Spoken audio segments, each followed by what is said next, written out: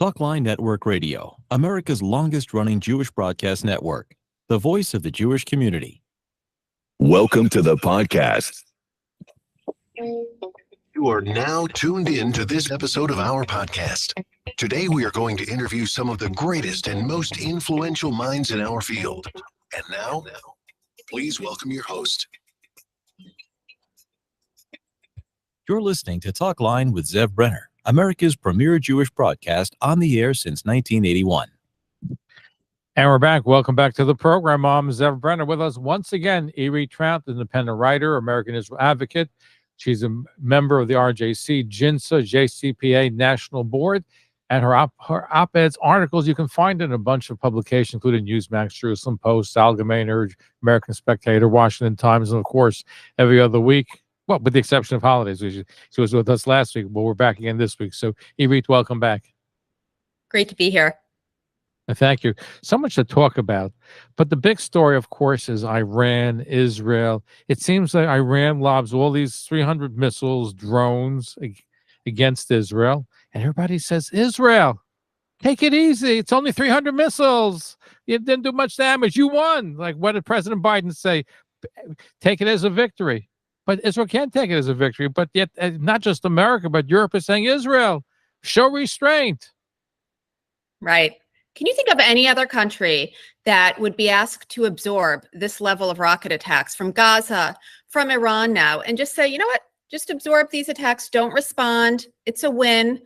But I think there are several calculations Iran made before launching over 300 missiles into Israel from its own territory, which it had never done before.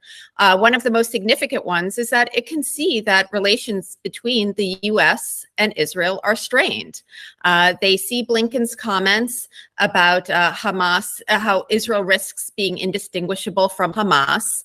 And it's not only for the past 3 weeks or the past few weeks, it's been for the past 3.5 years. We talked last week about how the momentum is with Hamas. I mean, the momentum has really been with Iran over the past few years. If you look at what's happened, they've been able to, skirt around Trump sanctions. Biden removed most sanctions. So, their economy is strengthening now. They've been able to advance their nuclear program. Relations between Russia and Iran are now strengthening. They've kicked out IAEA inspectors. They've gotten billions in money from China sales, selling oil. I mean, Iran, the momentum is with Iran right now. So they knew that if they lobbed these missiles, that world sympathy for a while would be with Israel, but it would last a very short while. We saw what happened with October 7th, and then the pressure would be on for Israel not to respond.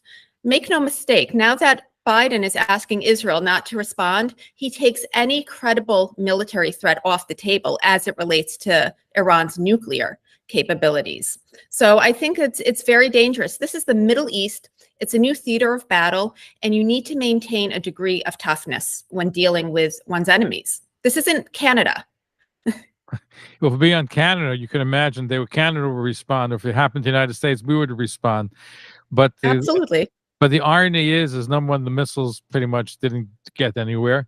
And the fact is, though, one of the reasons why Iran unleashed Hamas on October 7th was because Saudi Arabia was making noise about doing a deal with Israel. They wanted to stop that, which they did. But now Saudi Arabia and Jordan have helped Israel. So it does change the dynamics of the Middle East, too. Absolutely. And that's the silver lining, right, that you see is that this axis against Iran is working.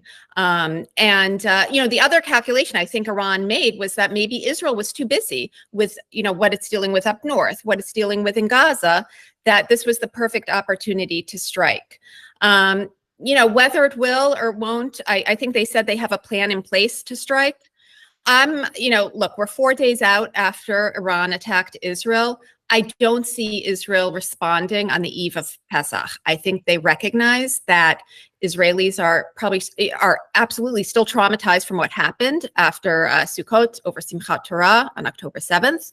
And I think they want to give the Israelis an opportunity to have a Pesach with their families. So that doesn't mean that, the other side isn't going to have any surprises.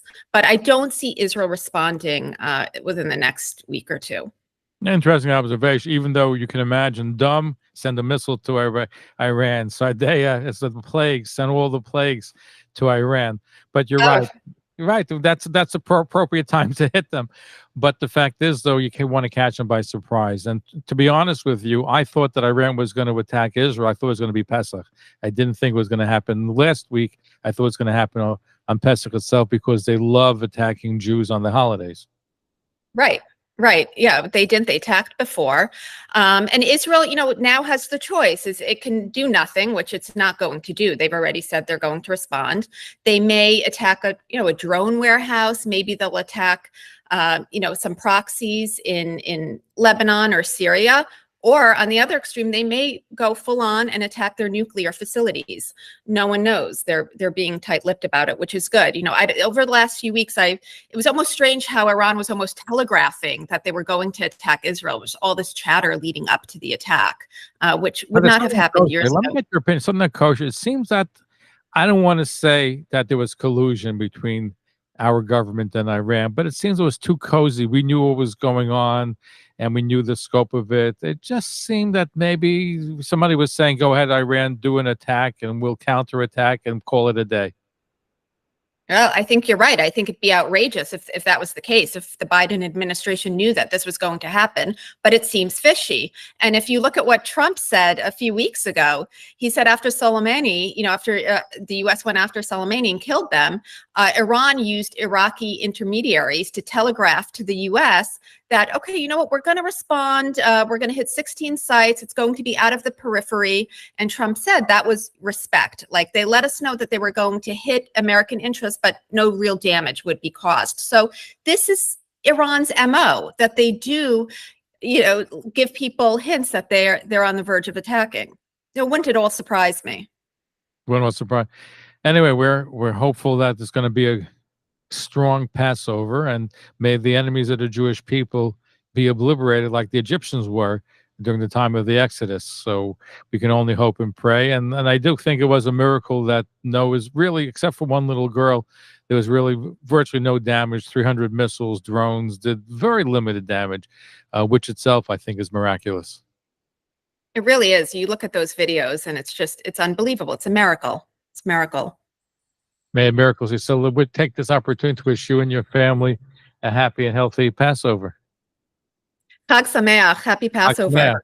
Irit Tratt, independent writer, American Israel advocate. She's with RJC, JINSA, JCPA, national board member. You can find her in Newsmax, Jerusalem Post, Washington Times, and of course here on the Talkline network.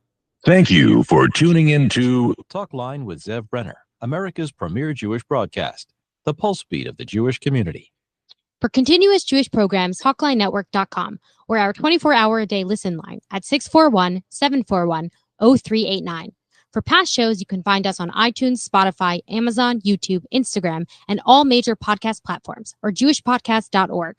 Thanks for listening to the TalklineNetwork.com. Follow us on Facebook, Twitter, and Instagram.